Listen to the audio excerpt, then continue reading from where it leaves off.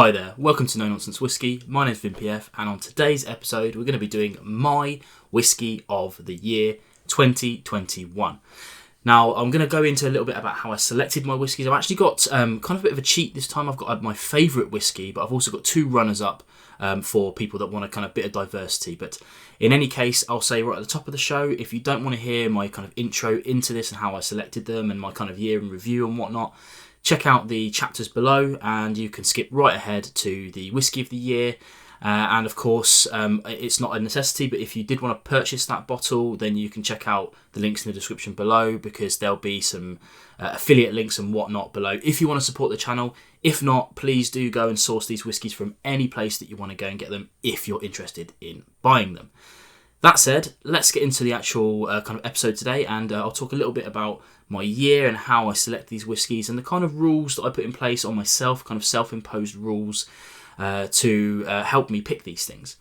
Essentially, what I've done this year is every month I've done a whisky of the month, and I've literally just taken the whiskies I've covered in that month. So, for instance, in kind of January, if there was 4 reviews in that month, or 5, sometimes there was 3, I would just go through those whiskies and pick my personal favourite.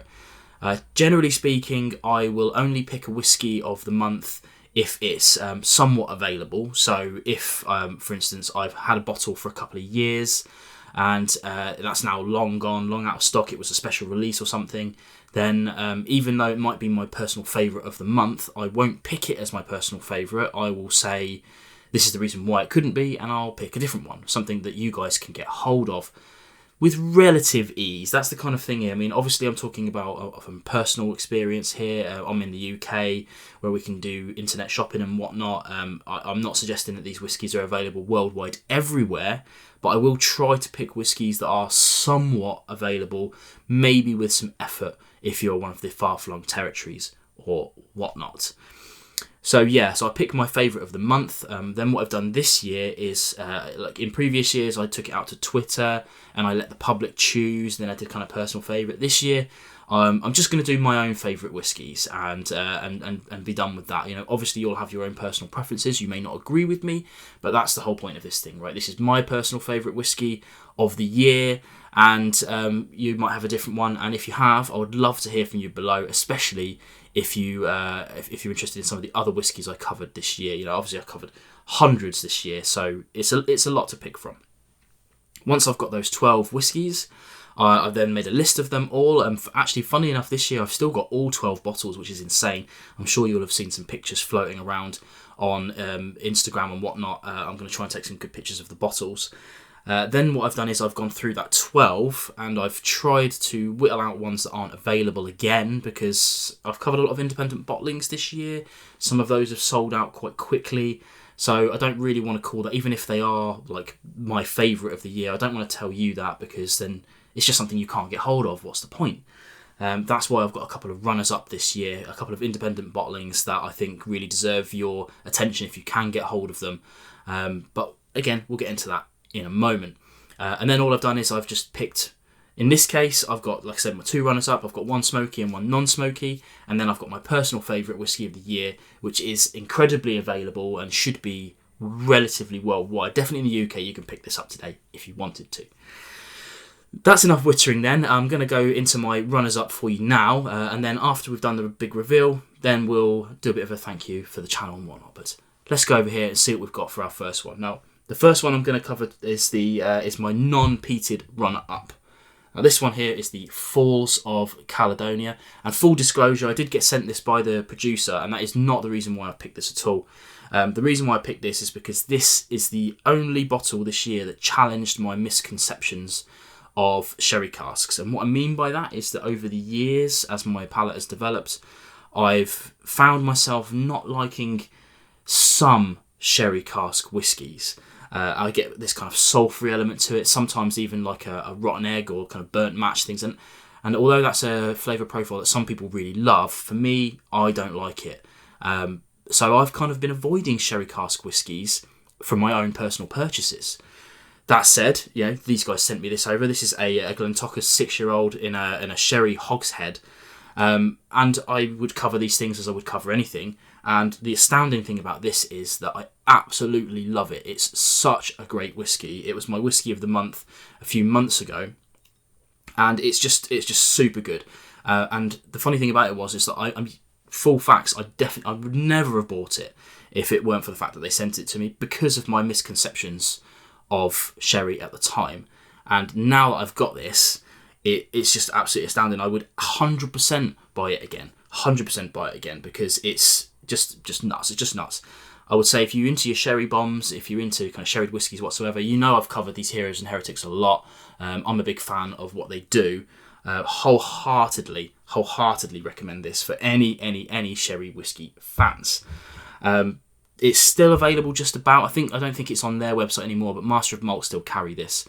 I'm not sure what their stock levels are like, but yeah, it's something like 50 odd quid as well, which is a bargain for a 54% whiskey. Yeah, it's 6 years old, but look at that. Natural colour, non-chill filtered, all the things that we love. Okay then, so for the peat fans out there, I've got another independent bottling, and this one is very limited in stock. So I've banged on about this a lot. So if you're interested, make sure you go and get this. And again, full disclosure, I bought this bottle. So, some bottles I buy, some bottles I don't. This one I bought because Firkin Whiskey Company, originally they sent me a sample set. So that was obviously a freebie. They sent me that sample set over. I covered that and was absolutely astounded by what was in there. And this here is the Firkin Rare, but it wasn't the original Firkin Rare. That was the Altmore. And when I covered that sample set, I literally got on the phone and bought a bottle of that Altmore Rare straight away. That then sold out, and then they replaced that with this. And the words on this, I just had to buy it straight away.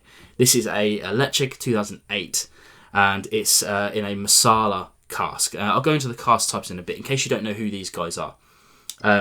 But utterly astounding. You can see I've absolutely hammered this. I've had to put this behind some guard whiskies to keep it away from me, because it's just so good. And I have to say, in the UK at least, there's only like 6 bottles left on Top Whiskies, and that's the only place you can get them for in the UK. I know you can get them in Japan and you can get them in Australia. I'm not sure what other territories that they're around, but if you're into your smoky whiskey and you like interesting cask finishes, this is one for you.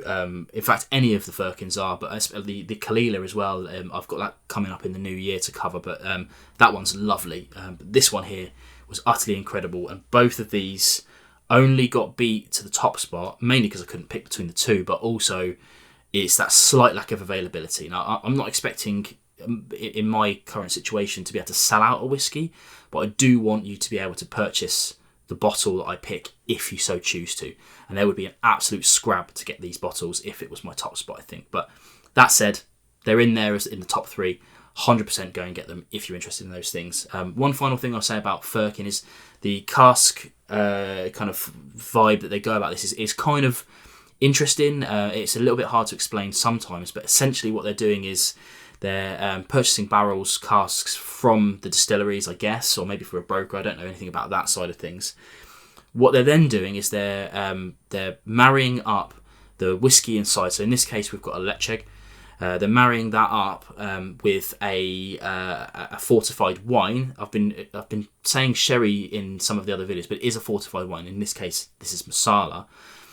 The guys who at Firkin are then building their own barrels. So they've got it's multi-barrels, 2 barrels created into one, that's then seasoned with the fortified wine and then finished. Let's say that whiskey's transferred into it, but finishing's not the right way of saying it, because although technically true, they just bottle it when it's ready. So it could sit in there for any number of years, whereas finishing typically is sort of 6, 12, 24 months max.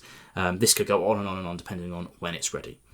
In any case, I've reviewed both of these, so if you want to see more information about them before you look into them more, then by all means go and check out my reviews of them. Let's move this back here and we'll go ahead and show my personal whiskey of the year. But before I say that, I will say the reason why I picked this is not necessarily the absolute best whiskey I tried. It's not necessarily the best quality or even the best value for money, but I do like to try really interesting things, and I do like to have my misconceptions challenged for a reasonable price, and this is that. Right out, we have the Glasgow 1770 peated. Utterly incredible whiskey. Yes, I've done a peated whiskey, and it's the first, I think, peated whiskey that I've picked as a whiskey of the year. Couple of things to note about this before you look into it is that, yes, the bottle is sort of the same height as a normal sized bottle, but it is a half litre. This thing sells for about 45, 50 quid in the UK, something like that. So it isn't cheap for a half litre, absolutely not. But when you understand what you're getting for your money, and that's a brand new distillery, and they're, as I always say, they're not making whiskey in a very cheap way at all. Traditionally, some of like, if you compare it to a long-standing 12-year-old Scotch, let's say, if picking out the air, let's choose something like Glenfiddich. They've been around for hundreds of years. They've got a massive cask inventory. They can even out their flavour profile quite neatly with some older stock if they want to for a relatively cheap price. But also they can refill barrels a few times. So they can have stock sitting in a barrel for 20 years in a kind of refill cask. Doesn't really taste of much wood anymore. And they can use that to even out their stock. Younger distilleries don't really have that option. Youthful whiskey, 3, 4, 5 years old, doesn't really do much in a kind of refill cask situation. And if they try to release something like that, they would be kind of up in arms. So what I'm getting at is that they have to do interesting things with cask types, and they have to do things in an expensive way. A refill barrel from America for bourbon would be something like 250 quid, something like that, and then they can use that barrel over and over again. New oak is very expensive. And that's what this is, right? So this is firstly matured in virgin oak, which is interesting in itself, and then finished in PX sherry casks. Not a huge fan of PX, as I mentioned before, and it's something that kind of put me off a little bit. But this whiskey here was the one that taught me that I seem to like the influence of smoke and PX together. I didn't know that before I tried this, and I tried it and was, sceptical. I tried the other two in the range first, the original and the triple distilled. The original was okay, I enjoyed it, it's a nice whiskey. The triple distilled I didn't like that much. I'm not really sure about the virgin oak influence on that triple distilled. I don't know, something didn't really click for me with that one, and I've been quite clear about that all the way through. Then I tried this one, and my mind was blown. It's such a good whiskey, and yeah, if you can get over the half litre thing, I know some people can't, but if you can get over the half litre thing, there's an excellent whiskey in here for you to try. And I really do implore you to try them. If you've been on the fence about Glasgow Distillery, they've only been around for a few years, and it takes a little bit of while to build up that kind of trust in brands and whatnot. But from one whiskey drinker to another, I wholeheartedly recommend you go and check this one out. Well, there you go. That's my whiskey of the year. I do like to choose interesting ones rather than kind of just kind of mainstays and whatnot. Obviously, I'm limited by what I've covered in the year. So if I haven't covered a whiskey in the year, it could be the most astounding whiskey that's readily available ever. But if I haven't covered it, that's my own personal rules. Maybe it will get next year's.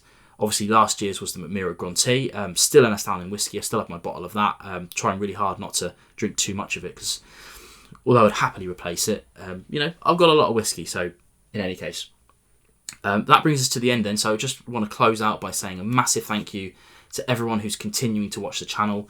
Numbers are going up and up and up, and it's not about that for me, but I do love to see it. So if you have enjoyed this video and you want to subscribe for more content, please do. I would love to see you on the comment section and likes and whatnot, and even interacting on my Discord.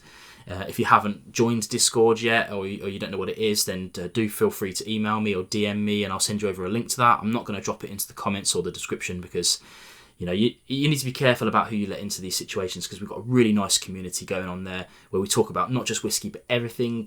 For example, we're just talking about barbecues a little bit at the moment, and how to expand that kind of hobby, I guess. But yeah, again, a massive thank you to everyone who's watching the channel. I really do appreciate everyone who takes the time to watch the content. You've been sticking through me through thick and thin. We've done a house move, although the set is relatively the same, so hopefully that hasn't disrupted you too much. But yeah, next year I'm going to be hitting content hard. I'm going to be doing my normal review videos. I'm going to be doing some live streams as and when I can. I've got some interesting ideas to go around that to give you guys some extra content value. And hopefully, if the old COVID peters out a little bit, we might get up to Scotland and do some distillery tours and things like that. But who knows? I'm keeping a back seat on stuff like that for now. But yeah, again, thanks for joining me for this Whiskey of the Year video. Look forward to interacting with you all throughout the entire interwebs in 2022. Hopefully you'll all stay safe, stay free of viruses and whatnot, and look after your family, look after yourselves, and I'll see you again next year.